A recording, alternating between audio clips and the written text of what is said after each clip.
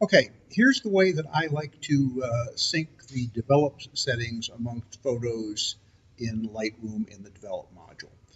First of all, you can see here on the film strip that we have uh, several photographs of an eagle, egret rather, in the same pose here.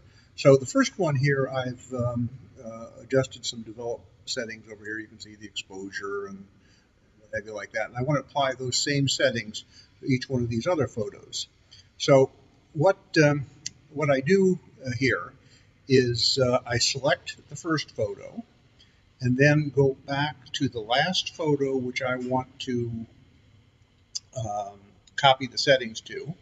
I'll hit shift while I do this and hit click, and you notice that all of those photos are selected.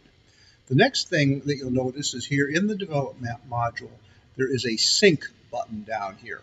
What that does is that it syncs the settings from the first photo to all the following ones. So I'm going to press sync here, and it tells me what settings I want to sync. In this case, I want to sync all. I can sync all or none or selected. Press synchronize, and voila, it synchronizes all of those settings to each of the other settings. And you can see that if I select each one of these, the settings are indeed synchronized. So that's the way I like to do it. Enjoy.